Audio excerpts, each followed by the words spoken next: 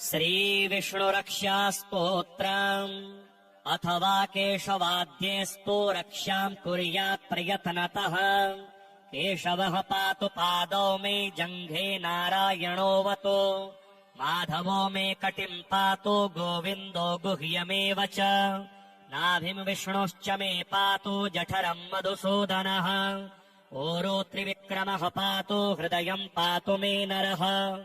श्रीधरः पातु कण्ठम् च हृषीकेशो मुखम् मम। पद्मनाभस्तनौ पातु शीर्षम् दामोदरोऽवतु। एवम् विन्यस्य चाङ्गेषु जपकाले तु साधकः। निर्भयो जायते भूता वेतालग्रहराक्षसात्। पुनर्निर्निसत्प्रयतनेन ध्यानम् कुर्वन् समाहितः। पुरस्तात् केशवः पातु चक्रे जाम्बूनदप्रभः। पश्चान्नारायणः शङ्खे नीलजीमूतसन्निभः। ऊर्ध्वमिन्दीवरः श्यामो माधवस्तु गदाधरः।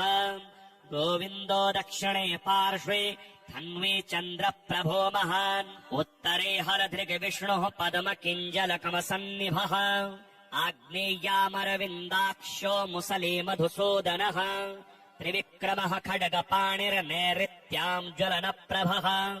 वायव्याम् माधवो वज्री तरुणादित्यसन्निभः। एशान्याम् पुण्डरीकाक्ष्यः श्रीधरः पट्टिषायुधः। विद्युतप्रभो हृषीकेश ऊर्ध्वे पातु समुद्गरः। अधश्च पद्मनाभो मे सहस्रांशुसमप्रभः। सर्वायुधः सर्वशक्तिः सर्वाद्यः सर्वतोमुखः। इन्द्रगोपप्रभः पायात् पाशहस्तोपराजितः। स बाह्याभ्यन्तरे देहमव्याद्दामोदरो हरिः। एवम् सर्वत्र निश्छिद्रम् नाम 12 पञ्जरम्। प्रविष्टोऽहम् न मे किञ्चिद भयमस्ति कदाचन। एवम् रक्ष्या विधायाथ दुर्धर्षो जायते नरः। सर्वेषु नृहरेर्मन्त्र वर्गेष्वेवम् विधिर्मतः। श्रीविष्णुकवच स्तोत्र। शान्ताकारम् भुजगशयनम् पद्मनाभम् सुरेशम्। विश्वाधारम् गगनसदृशम् मेघवर्णम् शुभाङ्गम्। लक्ष्मीकान्तम् कमलनयनम् योगिभिर्ध्यानगम्यम्। वन्दे विष्णुम् भवभयहरम् सर्वलोकैकनाथम्। मेघश्यामम् पीतकौशेयवासम् श्रीवत्साङ्गम् कौस्तुभोद्भासिताङ्गम्। पुण्योपेतम् पुण्डरीकायताक्ष्यम् विष्णुम् वन्दे सर्वलोकैकनाथम्। शशङ्खचक्रम् सकिरीटकुण्डलम् सपीतवस्त्रम् सरसेरुहेक्षणम्। सहारवक्षस्थलशोभिकौस्तुभम् नमामि विष्णुम् शिरसा चतुर्भुजम्। ॐ पूर्वतो माम् हरिः पातु पश्चात् श्रीः स दक्षिणे। श्रीकृष्ण उत्तरे पातु श्रीगो विष्णुश्च सर्वशः। ऊर्ध्वम् मे नन्दनी पातु अधस्तात् सारङ्भृत सदा। पादौ पातु सरोजाङ्गे अङ्गे पातु जनार्दनः। जानुनी मे जगन्नाथ उरु पातु त्रिविक्रमः। गुह्यम् पातु हृषीकेशः पृष्ठम् पातु ममाव्ययः। पातु नाभिम् ममानन्तः कुक्ष्यम् राक्षसमर्दनः। दामोदरो मे हृदयम् वक्ष्यः पातु नृकेशरी। करौ मे कालियारातिः भुजो भक्तार्थिभञ्जनः। कण्ठम् कालाम्बुदश्यामः स्कन्धौ मे स्कन्समर्दनः। नारायणो मे व्यान्नासाम् कर्णो मे च प्रभञ्जनः। कपालम् पातु वैकुण्ठः जिह्वाम् पातु दयानिधिः। हास्यम् दशास्य हन्ताव्यात् नेत्रे मे पद्मलोचनः। ध्रुवौ मे पातु भूमा च ललाटम् मे सदाच्युतः। मुखम् मे पातु गोविन्दः शिखाम् गरुडवाहनः। माम् शेषसायि सर्वेभ्यो व्याधिभ्यो भक्तवत्सलः। पिशाचग्निज्वरेभ्यो माम् आपदिभ्योऽवतु माधवः। सर्वेभ्यो दुरितेभ्यश्च पातु माम् पुरुषोत्तमः। इदम् श्रीविष्णुकवचम् सर्वमङ्गलदायकम् सर्वरोगप्रशमनम् सर्वशत्रुविनाशनम्। एवम् जजापयत्तत्काले स्यात्परश्चाक्षरम् परम्। त्रिसन्ध्यम् यः पठेच्छुद्धः सर्वत्र विजयी भवेत्। श्रीविष्णुमायास्तोत्र। नमो देव्यै महाकाल्यै देवक्यै च नमो नमः। महालक्ष्मे विष्णुमात्रे राधादेव्यै नमो नमः रेवत्ये पुष्पवत्ये च स्वर्णवत्यै नमो नमः कामाक्षायै च मायायै नमो मात्रे नमो नमः महावातप्रभावेन महामेघवरेण च जलधाराभिरुग्राभिर्भयम् जातम् हि दारुणम् तस्माद्भयाद् भैरवी त्वमस्मान् सरक्ष किङ्करान् तदा प्रसन्ना सा देवी जलम् शान्तम् तया कृताम् अथवा केशवाद्येस्तु रक्ष्याम् कुर्यात् प्रयत्नतः केशवः पातु पादौ मे जङ्घे नारायणोऽवतु माधवो मे कटिम् पातु गोविन्दो गुह्यमेव च नाभिम् विष्णोश्च मे पातु जठरम् मधुसूदनः ओरो त्रिविक्रमः पातु हृदयम् पातु मे नरः श्रीधरः पातु कण्ठम् च हृषीकेशो मुखम् मम पद्मनाभस्तनौ पातु शीर्षम् दामोदरोऽवतु एवम् विन्यस्य चाङ्गेषु जपकाले तु साधकः निर्भयो जायते भूता वेतालग्रहराक्षसात् पुनर्निर्निसत्प्रयतनेन ध्यानम् कुर्वन् समाहितः पुरस्तात् केशवः पातो चक्रे जाम्बूनदप्रभः पश्चान्नारायणः शङ्खी नीलजीमूतसन्निभः ऊर्ध्वमिन्दीवरः श्यामो माधवस्तो गदाधरः गोविन्दो दक्षिणे पार्श्वे धन्वी चन्द्रप्रभो महान् उत्तरे हलधृग्विष्णुः पद्मकिञ्जलकमसन्निभः आग्नेय्यामरविन्दाक्षो मुसले मधुसूदनः त्रिविक्रमः खड्गपाणिर्नैऋत्याम् ज्वलनप्रभः वायव्याम् माधवो वज्री तरुणादित्यसन्निभः एशान्याम् पुण्डरीकाक्ष्यः श्रीधरः पट्टिषायुधः विद्युतप्रभो हृषीकेश ऊर्ध्वे पातु समुद्गरः अधश्च पद्मनाभो मे सहस्रांशुसमप्रभः सर्वायुधः सर्वशक्तिः सर्वाद्यः सर्वतोमुखः इन्द्रगोपप्रभः पायात् पाशहस्तोपराजितः स बाह्याभ्यन्तरे देहमव्याद्दामोदरो हरिः एवम् सर्वत्र निश्छिद्रम् नाम 12 पञ्जरम् प्रविष्टोऽहम् न मे किञ्चिद भयमस्ति कदाचन एवम् रक्ष्या विधायाथ दुर्धर्षो जायते नरः सर्वेषु नृहरेर्मन्त्र वर्गेष्वेवम् विधिरमतः श्रीविष्णुरक्षास्तोत्रम् अथवा केशवाद्येस्तु रक्षाम् कुर्यात् प्रयत्नतः केशवः पातु पादौ मे जङ्घे नारायणोऽवतु माधवो मे कटिम् पातु गोविन्दो गुह्यमेव च नाभिम् विष्णुश्च मे पातु जठरम् मधुसूदनः ओरो त्रिविक्रमः पातु हृदयम् पातु मे नरः श्रीधरः पातु कण्ठम् च हृषीकेशो मुखम् मम पद्मनाभस्तनौ पातु शीर्षम् दामोदरोऽवतु एवम् विन्यस्य चाङ्गेषु जपकाले तु साधकः निर्भयो जायते भूता वेतालग्रहराक्षसात् पुनर्निर्निसत्प्रयतनेन ध्यानम् कुर्वन् समाहितः पुरस्तात् केशवः पातु चक्रे जाम्बूनदप्रभः पश्चान्नारायणः शङ्खी नीलजीमूतसन्निभः ऊर्ध्वमिन्दीवरः श्यामो माधवस्तो गदाधरः गोविन्दो दक्षिणे पार्श्वे धन्वी चन्द्रप्रभो महान् उत्तरे हलधृग्विष्णुः पद्मकिञ्जलकमसन्निभः आग्नेय्यामरविन्दाक्षो मुसले मधुसूदनः त्रिविक्रमः खड्गपाणिर्नैऋत्याम् ज्वलनप्रभः वायव्याम् माधवो वज्री तरुणादित्यसन्निभः एशान्याम् पुण्डरीकाक्ष्यः श्रीधरः पट्टिषायुधः विद्युतप्रभो हृषीकेश ऊर्ध्वे पातु समुद्गरः अधश्च पद्मनाभो मे सहस्रांशुसमप्रभः सर्वायुधः सर्वशक्तिः सर्वाद्यः सर्वतोमुखः इन्द्रगोपप्रभः पायात् पाशहस्तोपराजितः स बाह्याभ्यन्तरे देहमव्याद्दामोदरो हरिः एवम् सर्वत्र निश्छिद्रम् नाम 12 पञ्जरम् प्रविष्टोऽहम् न मे किञ्चिद भयमस्ति कदाचन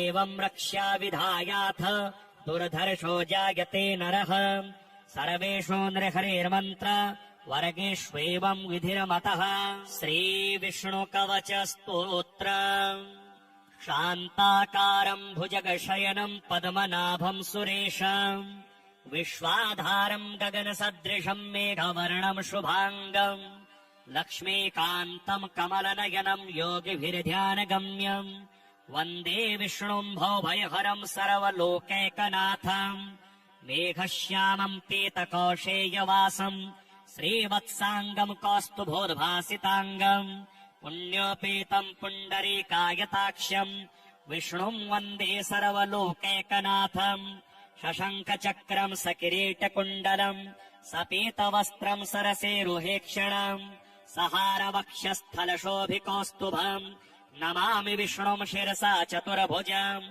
ॐ पूर्वतो माम् हरिः पातो पश्चात् श्रीः सदक्षिणे श्रीकृष्ण उत्तरे पातो श्रीगो विष्णुश्च सर्वशः ऊर्ध्वम् मे नन्दने पातो अधस्तात् सारङ्भृत सदा पादौ पातु सरोजाङ्गे अङ्गे पातु जनार्दनः जानुनी मे जगन्नाथ उरो पातु त्रिविक्रमः गुह्यम् पातु हृषीकेशः पृष्ठम् पातु ममाव्ययः पातु नाभिम् ममानन्तः कुक्ष्यम् राक्षसमर्दनः दामोदरो मे हृदयम् वक्ष्यः पातु नृकेशरी करौ मे कालियारातिः भुजो भक्तार्थिभञ्जनः कण्ठम् कालाम्बुदश्यामः स्कन्धौ मे स्कन्समर्दनः नारायणो मे व्यान्नासाम् कर्णो मे च प्रभञ्जनः कपालम् पातु वैकुण्ठः जिह्वाम् पातु दयानिधिः हास्यम् दशास्य हन्ताव्यात् नेत्रे मे पद्मलोचनः ध्रुवौ मे पातु भूमा च ललाटम् मे सदाच्युतः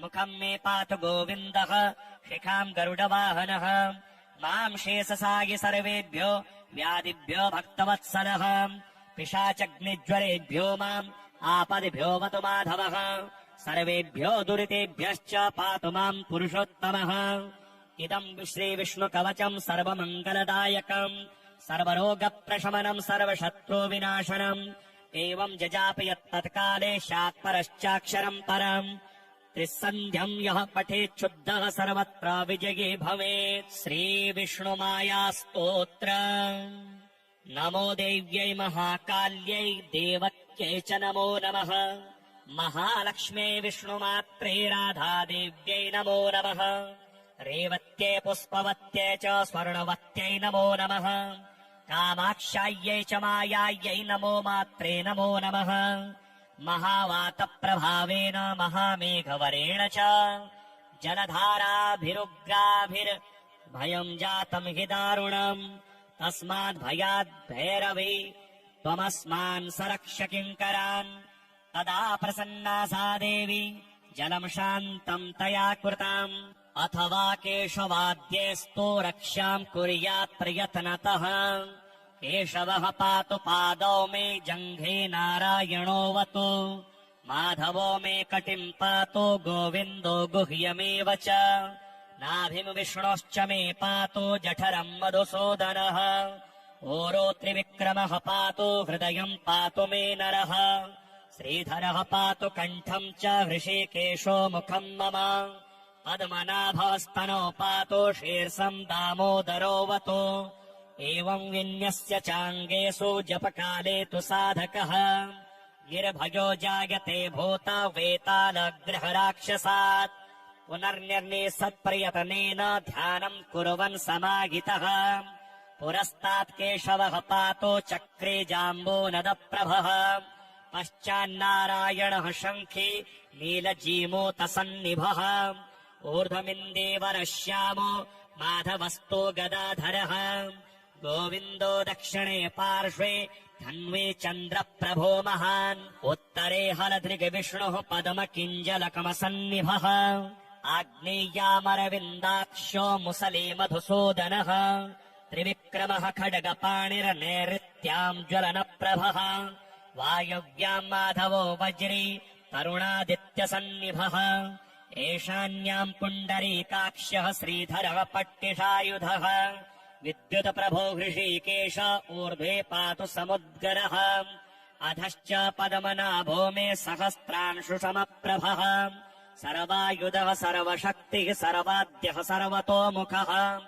इन्द्रगोपप्रभः पायात् पाशहस्तोपराजितः स बाह्याभ्यन्तरे देहमव्याद्दामोदरो हरिः एवम् सर्वत्र निश्छिद्रम् नाम 12 पञ्जरम् प्रविष्टोऽहम् न मे किञ्चिद भयमस्ति कदाचन एवम् रक्ष्या विधायाथ दुर्धर्षो जायते नरः सर्वेषु नृहरेर्मन्त्र वर्गेष्वेवम् विधिरमतः श्रीविष्णुरक्षास्तोत्रम् अथवा केशवाद्येस्तु रक्षाम् कुर्यात् प्रयत्नतः केशवः पातु पादौ मे जङ्घे नारायणोऽवतु माधवो मे कटिम् पातु गोविन्दो गुह्यमेव च नाभिम् विष्णुश्च मे पातु जठरम् मधुसूदनः ओरो त्रिविक्रमः पातु हृदयम् पातु मे नरः श्रीधरः पातु कण्ठम् च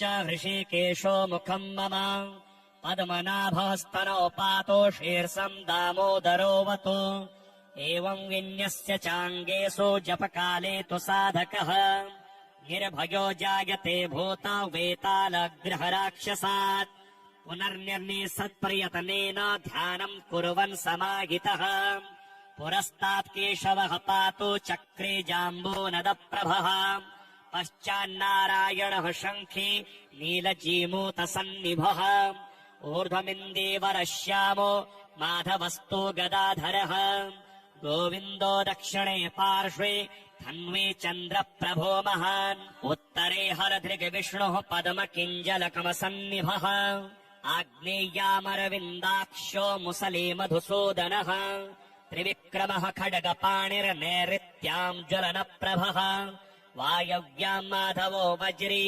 तरुणादित्यसन्निभः एशान्याम् पुण्डरीकाक्ष्यः श्रीधरः पट्टिषायुधः विद्युतप्रभो हृषीकेश ऊर्ध्वे पातु समुद्गरः अधश्च पद्मनाभो मे सहस्रांशुसमप्रभः सर्वायुधः सर्वशक्तिः सर्वाद्यः सर्वतोमुखः इन्द्रगोपप्रभः पायात् पाशहस्तोपराजितः स बाह्याभ्यन्तरे देहमव्याद्दामोदरो हरिः एवम् सर्वत्र निश्छिद्रम् नाम 12 पञ्जरम् प्रविष्टोऽहम् न मे किञ्चिद भयमस्ति कदाचन एवम् रक्ष्या विधायाथ दुर्धर्षो जायते नरः सर्वेषु नृहरेर्मन्त्र वर्गेष्वेवम् विधिरमतः श्रीविष्णुकवचस्तोत्र शान्ताकारम् भुजगशयनम् पद्मनाभम् सुरेशम् विश्वाधारम् गगनसदृशम् मेघवर्णम् शुभाङ्गम् लक्ष्मीकान्तम् कमलनयनम् योगिभिर्ध्यानगम्यम् वन्दे विष्णुम् भवभयहरम् सर्वलोकैकनाथम् मेघश्यामम् पीतकौशेयवासम् श्रीवत्साङ्गम् कौस्तुभोद्भासिताङ्गम् पुण्योपेतम् पुण्डरीकायताक्ष्यम् विष्णुम् वन्दे सर्वलोकैकनाथम् शशङ्खचक्रम् सकिरीटकुण्डलम् सपीतवस्त्रम् सरसेरुहेक्षणम् सहारवक्षस्थलशोभिकौस्तुभम् नमामि विष्णुम् शिरसा चतुर्भुजम् ॐ पूर्वतो माम् हरिः पातो पश्चात् श्रीः सदक्षिणे श्रीकृष्ण उत्तरे पातो श्रीगो विष्णुश्च सर्वशः ऊर्ध्वम् मे नन्दनी पातो अधस्तात् सारङ्भृत सदा पादौ पातु सरोजाङ्गे अङ्गे पातु जनार्दनः जानुनी मे जगन्नाथ उरो पातु त्रिविक्रमः गुह्यम् पातु हृषीकेशः पृष्ठम् पातु ममाव्ययः पातु नाभिम् ममानन्तः कुक्ष्यम् राक्षसमर्दनः दामोदरो मे हृदयम् वक्ष्यः पातु नृकेशरी करौ मे कालियारातिः भुजो भक्तार्थिभञ्जनः कण्ठम् कालाम्बुदश्यामः स्कन्धौ मे स्कन्समर्दनः नारायणो मे व्यान्नासाम् कर्णो मे च प्रभञ्जनः कपालम् पातु वैकुण्ठः जिह्वाम् पातु दयानिधिः हास्यम् दशास्य हन्ताव्यात् नेत्रे मे पद्मलोचनः ध्रुवौ मे पातु भूमा च ललाटम् मे सदाच्युतः मुखम् मे पातु गोविन्दः शिखाम् गरुडवाहनः माम् शेषसागि सर्वेभ्यो व्याधिभ्यो भक्तवत्सलः पिशाचग्निज्वरेभ्यो माम् आपदिभ्यो वतु माधवः सर्वेभ्यो दुरितेभ्यश्च पातु माम् पुरुषोत्तमः इदम् श्रीविष्णुकवचम् सर्वमङ्गलदायकम् सर्वरोगप्रशमनम् सर्वशत्रुविनाशनम् एवम् जजापि यत्तत्काले स्यात्परश्चाक्षरम् परम् त्रिसन्ध्यम् यः पठेच्छुद्धः सर्वत्र विजयी भवेत्। श्रीविष्णुमायास्तोत्रम्। नमो देव्यै महाकाल्यै देवक्यै च नमो नमः। महालक्ष्म्यै विष्णुमात्रे राधादेव्यै नमो नमः। रेवत्यै पुष्पवत्यै च स्वर्णवत्यै नमो नमः। कामाक्षायै च मायायै नमो मात्रे नमो नमः। महावातप्रभावेन महामेघवरेण च जलधाराभिरुग्राभिर्भयम् जातम् हि दारुणम् तस्माद्भयाद् भैरवे त्वमस्मान् सरक्ष किङ्करान् तदा प्रसन्ना सा देवी जलम् शान्तम् तया कृताम् अथवा केशवाद्येस्तु रक्षाम् कुर्यात् प्रयत्नतः केशवः पातु पादौ मे जङ्घे नारायणोऽवतु माधवो मे कटिम् पातु गोविन्दो गुह्यमेव च नाभिम् विष्णोश्च मे पातु जठरम् मधुसूदनः ओरो त्रिविक्रमः पातु हृदयम् पातु मे नरः श्रीधरः पातु कण्ठम् च हृषीकेशो मुखम् मम पद्मनाभस्तनौ पातु शीर्षम् दामोदरोऽवतु एवम् विन्यस्य चाङ्गेषु जपकाले तु साधकः निर्भयो जायते भूत वेतालग्रहराक्षसात् पुनर्निर्निसत्प्रयतनेन ध्यानम् कुर्वन् समाहितः पुरस्तात् केशवः पातो चक्रे जाम्बूनदप्रभः पश्चान्नारायणः शङ्खी नीलजीमूतसन्निभः ऊर्ध्वमिन्दीवरः श्यामो माधवस्तो गदाधरः गोविन्दो दक्षिणे पार्श्वे धन्वे चन्द्रप्रभो महान् उत्तरे हलधृग्विष्णुः पद्मकिञ्जलकमसन्निभः आग्नेय्यामरविन्दाक्षो मुसले मधुसूदनः त्रिविक्रमः खड्गपाणिर्नैऋत्याम् ज्वलनप्रभः वायव्याम् माधवो वज्री तरुणादित्यसन्निभः एशान्याम् पुण्डरीकाक्षः श्रीधरः पट्टिषायुधः विद्युतप्रभो हृषीकेश ऊर्ध्वे पातु समुद्गरः अधश्च पद्मनाभो मे सहस्रांशुसमप्रभः सर्वायुधः सर्वशक्तिः सर्वाद्यः सर्वतोमुखः इन्द्रगोपप्रभः पायात् पाशहस्तोपराजितः स बाह्याभ्यन्तरे देहमव्याद्दामोदरो हरिः एवम् सर्वत्र निश्छिद्रम् नाम 12 पञ्जरम् प्रविष्टोऽहम् न मे किञ्चिद भयमस्ति कदाचन एवम् रक्ष्या विधायाथ दुर्धर्षो जायते नरः सर्वेषु नृहरेर्मन्त्र वर्गेष्वेवम् विधिरमतः।